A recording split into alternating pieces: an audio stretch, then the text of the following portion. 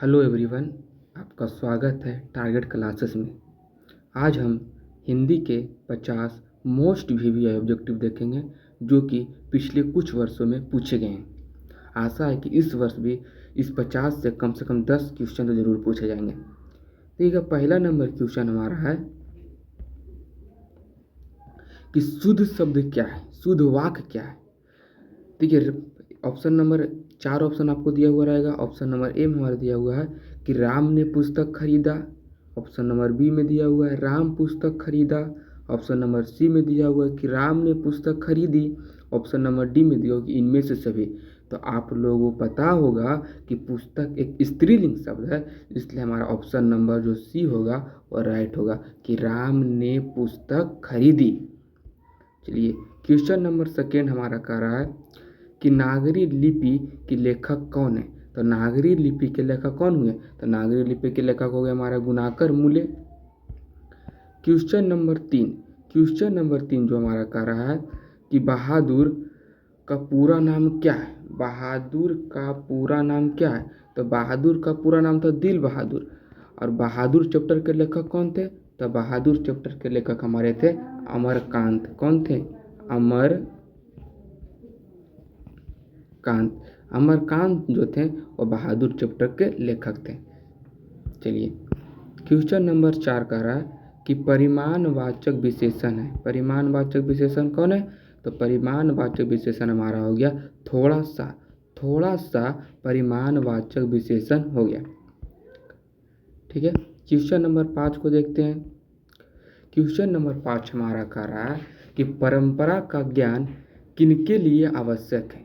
परंपरा का जो ज्ञान है वह किनके लिए आवश्यक है? तो परंपरा का ज्ञान जो लकीर के फकीर ना होकर क्रांतिकारी साहित्य की रचना करे, यानी कि जो लकीर के फकीर ना होकर क्रांतिकारी साहित्य की रचना करे, उनके लिए परंपरा का ज्ञान क्या है? आवश्यक है। और परंपरा के ज्ञान के लेखक कौन है? एवं परंपरा का मूल्यांकन जो चैप्टर है उनके लेखक कौन है? तो परंपरा के मूल्यांकन चैप्टर के लेखक है राम बिलास शर्मा। कौन है?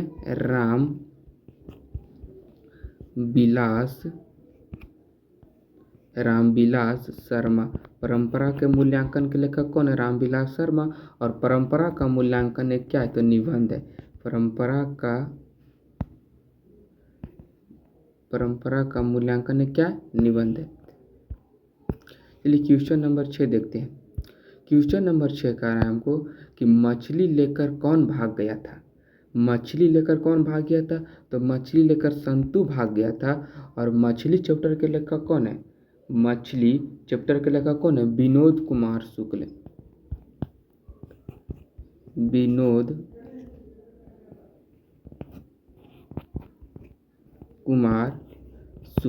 विनोद कुमार शुक्ल मछली चैप्टर के लेखक है।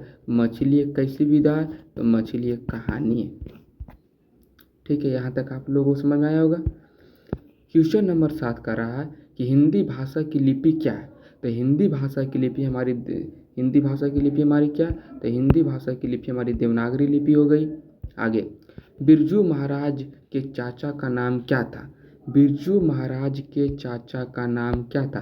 तो बिरजू महाराज के चाचा का नाम शंभू महाराज था। बिरजू महाराज के चाचा का नाम क्या था? शंभू महाराज। बिरजू महाराज के चाचा का नाम क्या था? शंभू महाराज। और बिरजू महाराज जी ने कौन सी गंधखंड में कौन सी कहानी लिखी थी बिरजू महाराज जी ने? तो बिरजू महाराज जी ने लिखे थे क्या लिखे थे? जीत जीत मैं निरखत हूँ। क्या लिखे थे? जीत जीत मैं निरखत हूँ। जीत जीत मैं निरखत हूँ के लेखक कौन है? बिरजू महाराज। क्वेश्चन नंबर 8 देखिए, जाराशाही थी वह कहाँ की थी। जाराशाही कहाँ की थी? तो जाराशाही कहाँ की थी? तो जाराशाही रूस की थी। कहाँ की थी? जाराशाही कहाँ की थी? तो जाराशाही जो थी और रूस की थी। जाराशाही कहाँ की थी? तो जाराशाही रूस की थी। क्वेश्चन नंबर 10 है कि दोहा कोश किसकी रचना है। जो दोहा कोश है वह किसकी रचना है? क्वेश्चन नंबर 10 में कि दोहा कोश किसकी रचना है? तो दोहा कोश रचना है शहरपाद की रचना दोहा कोश है। क्वेश्चन नंबर 11 का रहा कि महात्मा गांधी के पिता का नाम क्या था। आप लोगों को पता होगा कि महात्मा गांधी के पिता का नाम था करमचंद गांधी। महात्मा गांधी के पिता का नाम क्या था? करमचंद गांधी। क्वेश्चन नंबर 12, राजगृह कौन सा समास है? राजगृह है जो कौन सा समास है? तो राजगृह हमारा तत्पुरुष समास हो गया। राजगृह कौन सा समास है? तो राजगृह तत्पुरुष समास है। क्वेश्चन नंबर 13, निम्नलिखित में सर्वनाम है। निम्नलिखित में कौन सर्वनाम है? देखिएगा, यहाँ पे राजेंद्र तो एक संज्ञा है, पुस्तक एक संज्ञा है, सीता एक संज्ञा है, लेकिन मैं एक सर्वनाम है। सर्वनाम किसे कहते हैं? जो संज्ञा की विशेषता बताए उसे सर्वनाम कहते हैं। क्वेश्चन नंबर 14, गुरु नानक किस भक्ति धारा के कवि थे? तो गुरु नानक जो थे, गुरु नानक किस भक्ति धारा के कवि थे? तो गुरु नानक जो थे वह निर्गुण भक्ति धारा के कवि थे। निर्गुण भक्ति धारा के कवि कौन थे? गुरु नानक थे। गुरु नानक ने किस कविता को लिखा है? तो गुरु नानक ने लिखे थे, राम बिनु बीर थे जगी जन्मा, जो नर दुख में दुख नहीं माने। के लेखक कौन है? गुरु नानक। गुरु नानक की जन्म कब हुई थे? तो गुरु नानक की जन्म 1469 में हुई थी। कहाँ? तलवंडी में। तलवंडी नामक स्थान में हुई थी गुरु नानक जी की जन्म, जो कि अभी कहाँ है? जो कि अभी पाकिस्तान में। कहाँ है? पाकिस्तान में। 1469 में गुरु नानक की जन्म तलवंडी में हुई थी, जो कि अभी कहाँ स्थित है? पाकिस्तान में स्थित है। रसखान दिल्ली से कहाँ चले गए थे? तो जो रसखान थे वह दिल्ली से ब्रजभूमि चले गए थे। कहाँ चले गए थे? ब्रजभूमि चले गए थे। रसखान ने कौन सी कविता लिखे थे? तो रसखान ने लिखे थे, प्रेम ऐनी श्री राधिका करीर के कुंजन ऊपर वारो। प्रेम ऐनी श्री राधिका करीर के कुंजन ऊपर वारो के लेखक कौन थे? रसखान थे। क्वेश्चन नंबर 16 है कि अमृत का परिवाच्य है। अमृत का परिवाच्य क्या होगा? तो अमृत का परिवाच्य हमारा होगा सुधा। सुधा किसकी परिवाच्य? अमृत का। अगला है, मंगू की बड़ी बहन का नाम क्या था? जो मंगू थी उसकी बड़ी बहन का नाम क्या था? तो मंगू की बड़ी बहन का नाम था कम्मू। मंगू की बड़ी बहन का नाम क्या था? कम्मू। मंगू की बड़ी बहन का नाम कम्मू था। और ये किस चैप्टर से लिया गया? तो मछली से लिया गया। और मछली के लेखक कौन है? मछली चैप्टर के लेखक कौन है? विनोद कुमार शुक्ल। विनोद कुमार शुक्ल जो है वो मछली चैप्टर के लेखक है, विनोद कुमार शुक्ल। चलिए आगे, क्वेश्चन नंबर 18, सात कोड़ी होता कथाकार जो थे वो कहाँ के थे? सात कोड़ी होता कथाकार कहाँ के थे? तो सात कोड़ी होता कथाकार उड़ीसा के थे। इन्होंने कौन सी कहानी लिखी थी? सात कोड़ी होता कथाकार ढहते विश्वास। ढहते विश्वास को किसने लिखा था? सात कोड़ी होता। ढहते विश्वास को किसने लिखा था? सात कोड़ी होता। चलिए क्वेश्चन नंबर 19, कमर कसना मुहावरे का अर्थ क्या है? कमर कसना मुहावरे का अर्थ है तैयार होना। कमर कसना मुहावरे का अर्थ क्या है? तैयार होना। कमर कसना मुहावरे का अर्थ है तैयार होना। चलिए, और अब वीडियो आपको अच्छी लगी तो लाइक और सब्सक्राइब करें और अपने दोस्तों के पास शेयर करना ना भूलें। क्वेश्चन नंबर 20 पे चलते हैं। क्वेश्चन नंबर 20 हमारा कह रहा है कि दक्षिण अफ्रीका से गांधी जी भारत कब लौटे?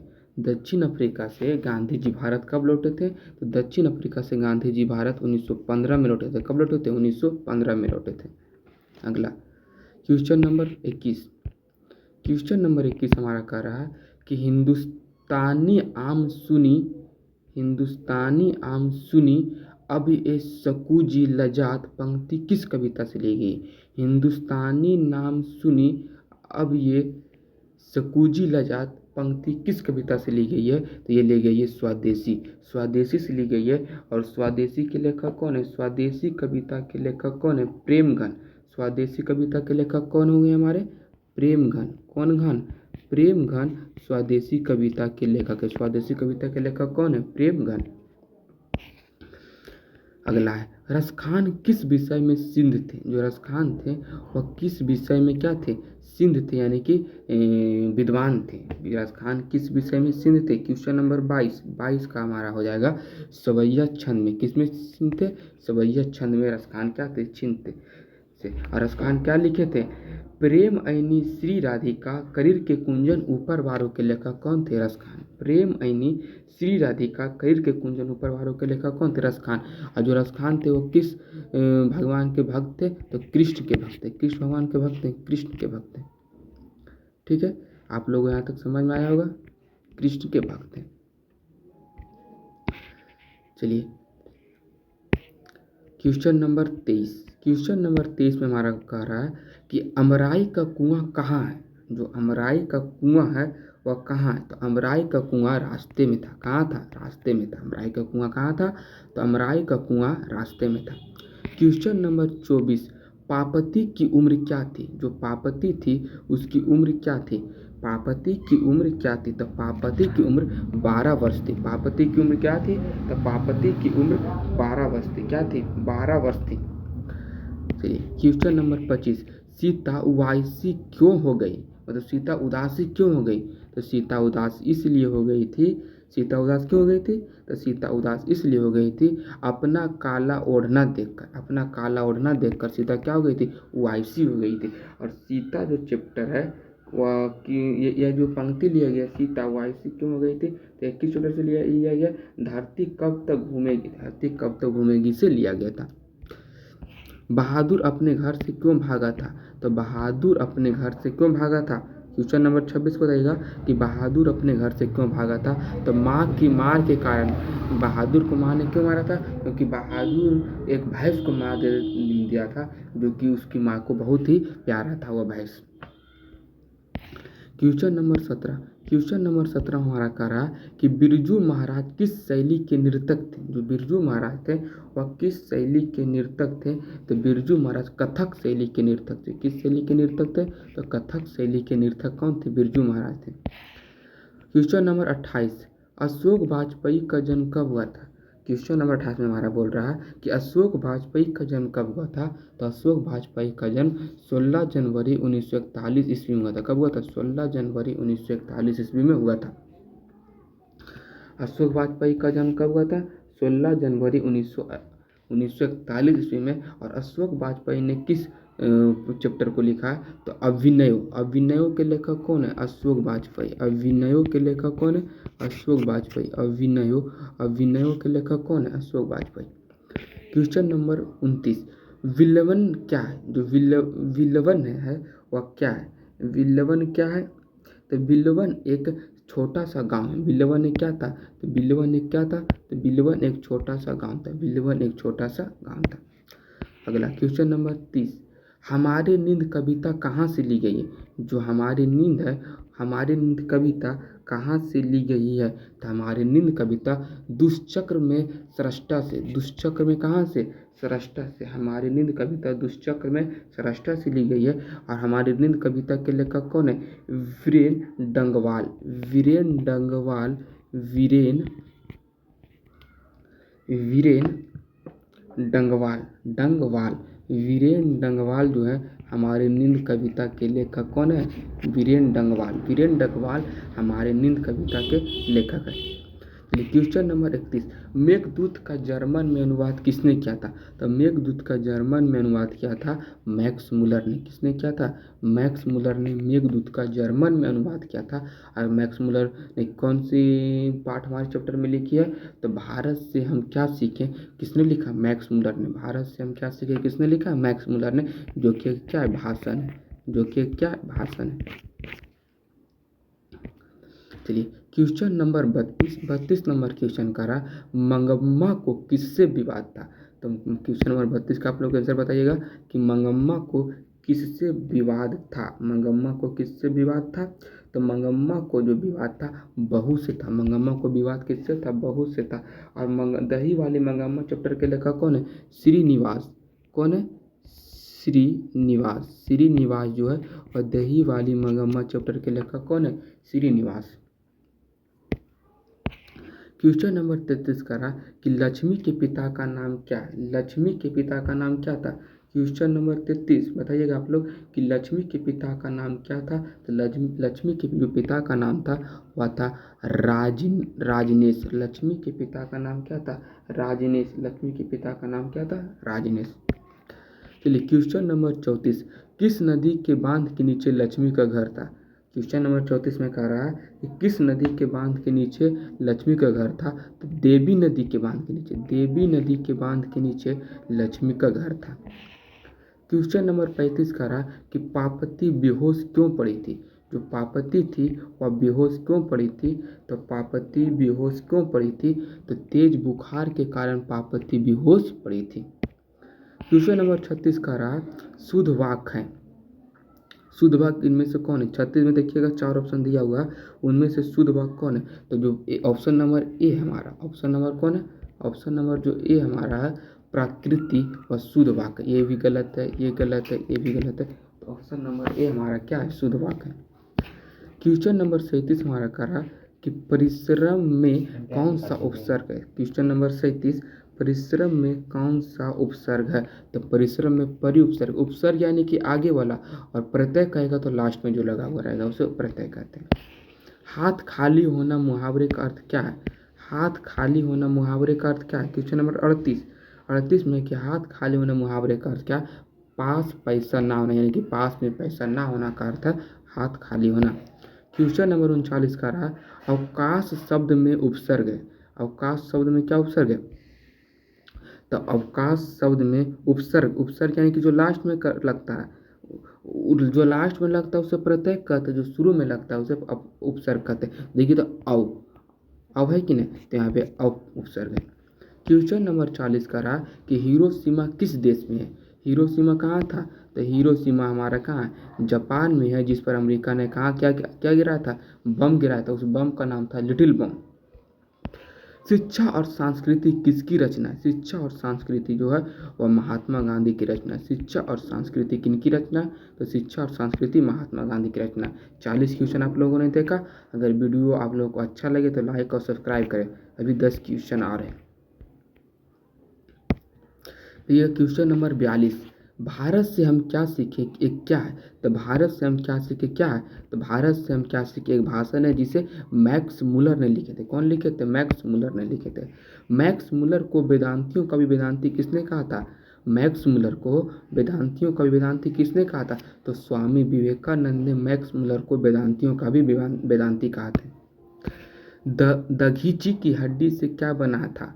दघीची की हड्डी से क्या बना था? क्वेश्चन नंबर 44, दघीची की हड्डी से क्या बना था? तो दघीची की हड्डी से इंद्र का ब्रज बना था। इंद्र का ब्रज किससे बना था? दघीची की हड्डी से बना था। क्वेश्चन नंबर 45 में है श्रम विभाजन और जाति प्रथा के लेखक कौन है? बहुत ही बार पूछा गया क्वेश्चन है। श्रम विभाजन और जाति प्रथा के लेखक है भीमराव अम्बेडकर। कौन है? भीमराव अम्बेडकर। अगला, बाबा साहब भीमराव अम्बेडकर का जन्म कब होता है? क्वेश्चन नंबर 46 का आंसर बताइएगा कि बाबा साहब भीमराव अम्बेडकर का जन्म कब हुआ था? तो बाबा साहब भीमराव अम्बेडकर का जन्म हुआ था हमारा 14 अप्रैल 1891 ईस्वी में। 14 अप्रैल 1891 ईस्वी में। क्वेश्चन नंबर 47 का रहा कि 20 के दांत कहानी के रचयिता कौन है? तो 20 के दांत कहानी के रचयिता नलिन बिलोचन शर्मा। 20 के दांत कहानी के रचयिता कौन है? नलिन बिलोचन शर्मा। क्वेश्चन नंबर 48 देखिएगा। क्वेश्चन नंबर 48 हम लोगों का रहा कि मैक्स मुलर के अनुसार सच्चे भारत के दर्शन कहाँ हो पाते हैं? मैक्स मुलर जो थे वह एक कविता लिखे थे भारत से हम क्या सीखे। उनके अनुसार सच्चे भारत का दर्शन कहाँ हो पाते हैं? तो सच्चे भारत का दर्शन ग्रामीण भारत में। कहाँ हो पाते हैं? ग्रामीण भारत में। क्वेश्चन नंबर 39 का रहा पराजय में कौन सा उपसर्ग है? पराजय में कौन सा उपसर्ग है? आप लोग कमेंट कीजिएगा। पराजय। क्वेश्चन नंबर 49 में कह रहा है पराजय में कौन सा उपसर्ग है? तो पराजय में देखिए तो पराजय में कौन सा उपसर्ग है? परा उपसर्ग है। क्वेश्चन नंबर 50 और आज का हम लोगों का लास्ट क्वेश्चन है कि किसने कहा था कि सब पुराने अच्छे नहीं होते, सब नए खराब नहीं होते? किसने कहा था कि सब पुराने अच्छे नहीं होते, सब नए खराब नहीं होते? किसने कहा था कि सब पुराने अच्छे नहीं होते, सब नए खराब नहीं होते? तो कालिदास ने कहा था कि सब पुराने अच्छे नहीं होते, सब नए खराब नहीं होते। यदि वीडियो आप लोगों को अच्छी लगी हो तो लाइक सब्सक्राइब करना ना भूलें और अपने दोस्तों के पास ज़रूर शेयर करें। इस 50 क्वेश्चन में कम से कम 10 क्वेश्चन इस बार पूछेगा, 10 क्वेश्चन ज़रूर पूछेगा। ठीक है। जय हिंद। आज तक इतना ही, फिर अगले